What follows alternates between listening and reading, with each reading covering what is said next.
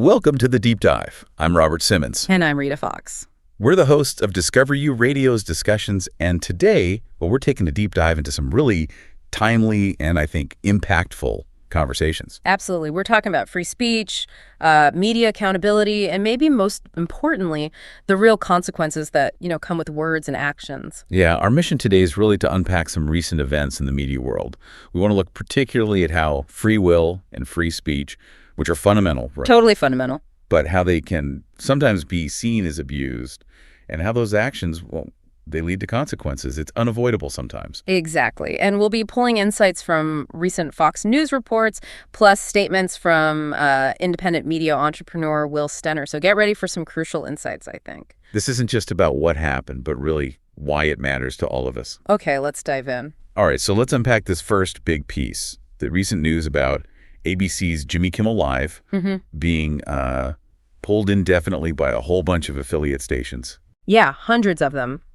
And it all kicked off with comments Kimmel made about Tyler Robinson, the alleged assassin of conservative commentator Charlie Kirk. It's such a stark example, isn't it? From our sources, you see how quickly words can turn into, very real consequences for public figures and their platforms. But what's really striking here is just how immediate and intense the reaction was to Kimmel's commentary. Fox News reported that Kimmel accused what he termed the MAGA gang of trying to, mischaracterize Robinson. Trying to paint him as anything but one of them was the phrase used, I think. Right. And this was despite statements coming out from prosecutors, the FBI, even Utah Governor Spencer Cox. All of whom were reaffirming Robinson's leftist ideology and radicalization, according to those reports. Yeah, and it also came out that Robinson had a romantic relationship with a transgender partner. So the pushback against Kimmel's narrative was pretty swift and very public. And what really turned up the volume here were the immediate results for Kimmel's show, for his platform. Oh, absolutely. Nexstar Media Group, and you mentioned, they own hundreds of ABC affiliates across the U.S. Huge reach. Huge. They announced almost immediately they'd preempt Kimmel's show indefinitely, starting the very next night. Wow. Their broadcasting chief, Andrew Alford, was quoted saying Kimmel's comments were offensive and insensitive, especially now, given the national political discourse. And crucially, not in the public interest. He actually said continuing to broadcast Kimmel was, quote, simply not in the public interest at the current time. That is a direct, tangible consequence. Hits the show right where it hurts its ability to reach its audience through those affiliates. And it didn't just stop at the local level, did it? No, not at all. If we zoom out, this actually brought the Federal Communications Commission, the FCC, into the picture. Right. Chairman Brendan Carr issued what sounded like a direct threat against Disney, ABC's parent company. Yeah, basically saying, address this controversy or else. It's important to remember those broadcast licenses, they aren't guaranteed. They come with strings attached. Exactly. They come from the FCC with a legal obligation to operate in the public interest. So Carr's threat, while maybe not totally unprecedented, it felt significant. He called Kimmel's comments some of the sickest conduct and hinted the FCC might take additional action if Disney didn't step up. And that just throws a spotlight on the whole legal and ethical tightrope of free speech when you have a massive public platform. Especially when a government body starts suggesting it could get involved beyond just, slapping wrists. It really highlights how content perceived as divisive, not just indecent, can lead to these high-stakes situations for broadcasters. And Kimmel, during all this, he also went after Vice President J.D. Vance, didn't he? He did. Criticized Vance for, I think the quote was, pointing his little mascara-stained finger directly at the left for political lunatics. And dismissed Vance's claims as utterly unfounded or something similar. Yeah, which just underscores the deep polarization we're seeing. Media figures often end up right in the thick of it. And sometimes, as we're seeing here, with pretty significant repercussions if their comments are seen as fanning the flames. It really does show how comments from public figures can easily be perceived that way, even if they feel they're just exercising free speech. The issue becomes not just what you say, but how it lands, the perceived impact. Right. And it begs that question, how much responsibility does a public figure have for how their words are interpreted, especially when things are so heated politically? It's a fascinating tension, isn't it? We value free expression. Absolutely. Of course. But there's also an expectation maybe of a certain level of, decorum. or maybe responsibility from those with huge platforms. And the consequences, as we saw with Nexstar and the FCC's shadow looming, they can be incredibly swift. Definitely. Which brings us perfectly to another key voice in this whole discussion, Will Stenner. Ah, yes, the founder of Discover You Radio and host of the Discussions podcast. He weighed in quite strongly. He did, talking about broader media accountability and what he specifically called an abuse of free speech. He really didn't mince words. He stated, quite bluntly, it's great to see Jimmy Kimmel face the consequence of his abuse of free speech. Wow. And he directly linked Kimmel's actions to causing, quote, a huge separation in humanity, causing discord. That's a powerful take. Yeah. It speaks directly to our theme today, how that fundamental right, free speech, can be seen as abused. And how that perception leads to real-world repercussions, both societal and personal. For Stenner, it seems there's a clear line between using your right and actually causing harm, and when that line's crossed, consequences should follow. That's his view. It's a strong stance, focusing on accountability, but it also, opens up that wider debate again. Definitely, because while Stenner's view probably resonates with a lot of people who feel media figures have become too divisive, others would argue that even offensive or provocative speech is still protected speech. Exactly, and that calls for cancellation. Well, they can be seen as a form of speech suppression themselves. It's a really fine line we're navigating. It absolutely is. And Stenner didn't just focus on Kimmel.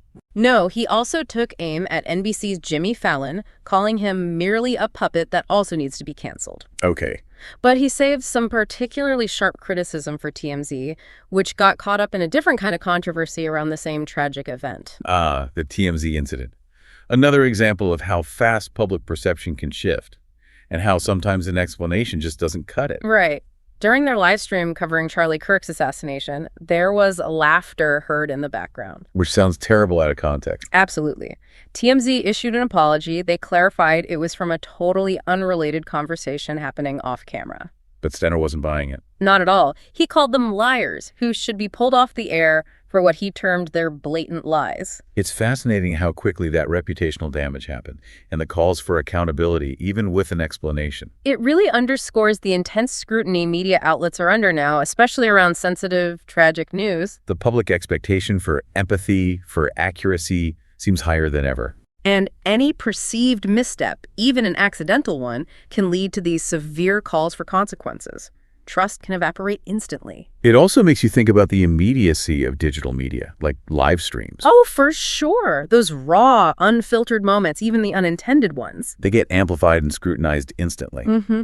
It's a different world than traditional edited broadcasts. A whole new level of accountability, maybe. It really is. And all this ties into Stenner's broader critique, his call for essentially industry reform. Right. He said, we need to give these platforms to people who are funny, moral, and don't divide people. Connecting this to the bigger picture, Stenner's comments tap into what seems like a growing feeling. That maybe traditional media figures, especially in late night, are a bit out of sync with what some audiences want or expect now. Possibly.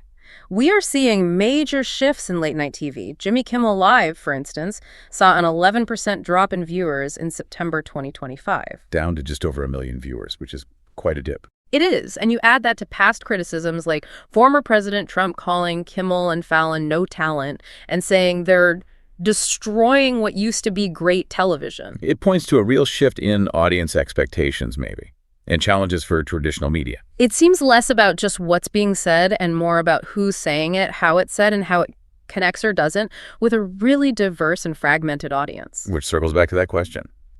What responsibility do media figures have? Is it just to entertain? Or is their responsibility to foster unity, not division? Especially when, as we discussed, their platforms operate under licenses granted in the public interest. A term that itself seems constantly up for debate and redefinition. Exactly. It feels like there's a collective reevaluation happening about what public interest actually means for mass media today and whether the current programming always meets that standard. So what does all this boil down to for you, the listener? We've seen clearly how exercising free speech, a fundamental liberty, isn't free from cost. Not at all. From networks pulling shows, hundreds of affiliates, to direct threats from the FCC and strong accusations of abuse from independent voices like Stenner. The consequences for public figures and the platforms carrying them can be incredibly swift and severe. It's a potent reminder, isn't it? Freedom of speech comes packaged with significant responsibility. especially for those in the public eye. They seem to be held to a really high standard for how their words affect the broader conversation. Our words definitely have ripples. And sometimes those ripples become waves of undeniable consequence for people and for institutions. These stories we've looked at today really highlight that delicate balance, that constant negotiation. Between freedom of expression on one side And the actual impact it has on public discourse, on trust, on unity on the other. the actions by broadcasters, by regulators, by independent critics, they all underscore this point. Speech might be free. But the aftermath, the fallout from our words, our choices, that can reshape careers, public trust, even the entire media landscape. It's a living negotiation playing out constantly. Indeed. So we'll leave you with this maybe provocative thought to chew on. In this increasingly polarized world we live in, Where does the responsibility for constructive dialogue actually lie? Is it solely with the speaker? or does the platform bear responsibility? Or maybe even us, the listener. How do we as individuals navigate this media landscape? The line between provocative commentary and genuinely harmful speech seems so blurry sometimes. And what responsibility do we hold in shaping that landscape through what we watch, what we share, what we demand? Lots to think about there. Thank you for joining us for this deep dive. I'm Robert Simmons. And I'm Rita Fox. From Discover U Radio's Discussions. We'll catch you next time.